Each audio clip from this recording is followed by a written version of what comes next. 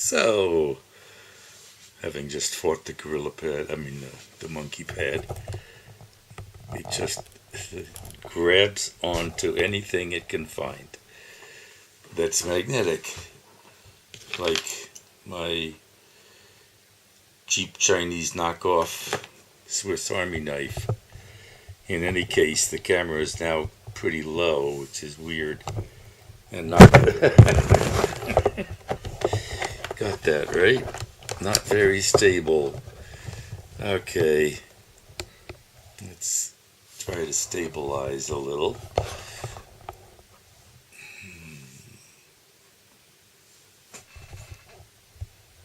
Okay. Oh, there was a cigarette burning. So anyway, that went from low battery power to you may have actually heard it on the recording to no battery power.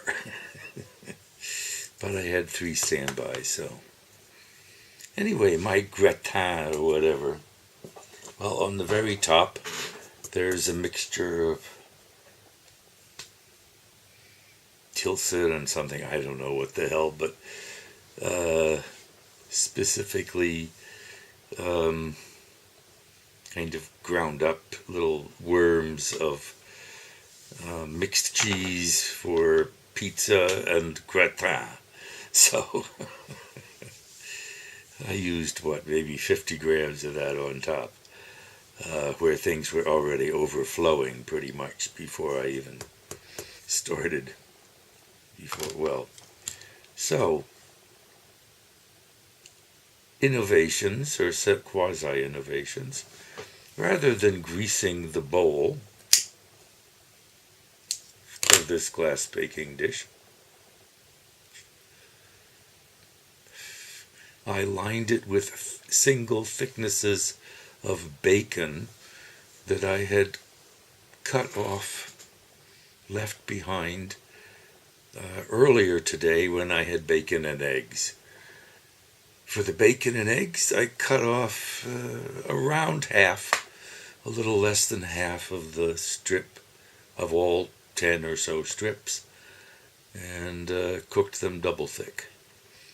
For the gratin bowl, glass dish, single thickness, spread out on all the surfaces, one extra in the middle, going at the opposite direction from the original 2 or 3 or 4 whatever pieces that covered the floor.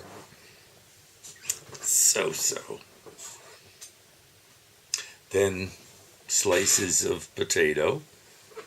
I peeled 2 rather large potatoes of God knows what variety, but anyway, they're pretty nice. They're not very dirty. So I peeled the 2, cut them in half, and then made slices 1/8 of an inch thick or whatever, which is some number of millimeters, I don't know. Maybe 2, maybe 1. Anyway, no, I think 2 or 3.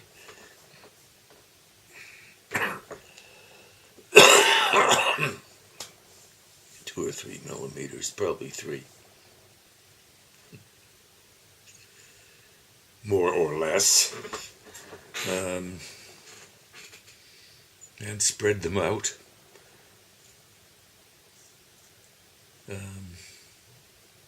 Spread out the results of 1/4 of a potato. Sprinkled on a little flour from the sifter, salt and pepper, and bits and pieces of the reclaimed cheddar.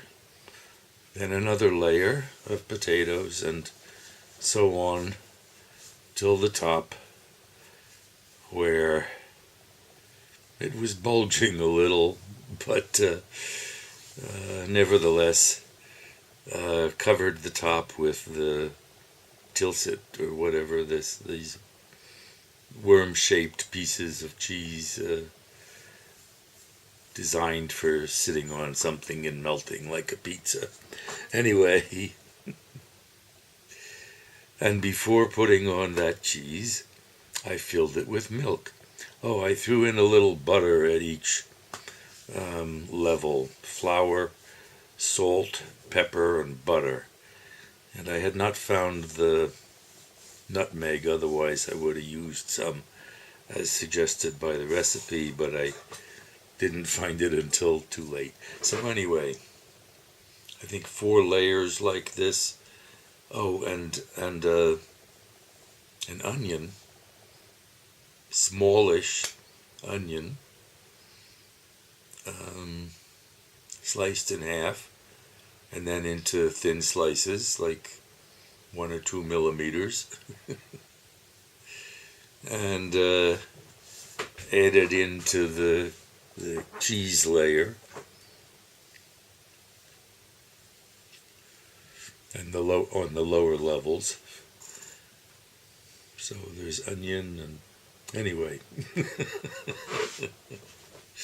it's been in the oven for an hour and a quarter, and I think that's going to be about it. And I turned the oven down a little, down to 150 from 175.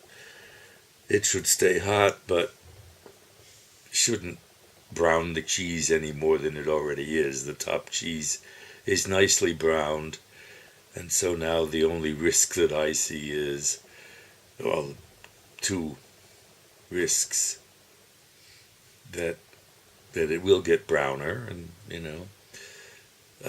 or too brown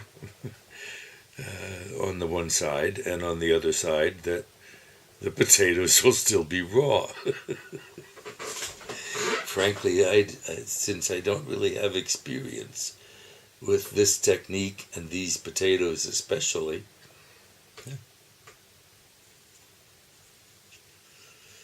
there's a little risk, and I'd rather just wait a little longer. Oh, I put the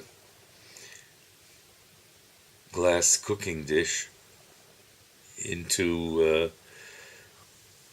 a 28 centimeter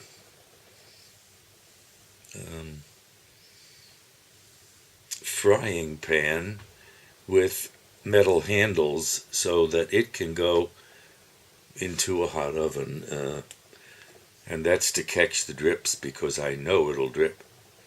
I've seen, they have made gratins before, some sense or another, and I've seen it boiling, and then the bubbles push the liquid out and it drops. So it's sitting on this all metal oven tolerant frying pan to catch its drips.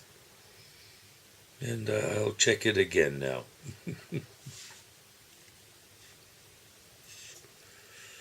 Having pretty much finished this cigarette, I'll now pretty much turn off the video. Namaste.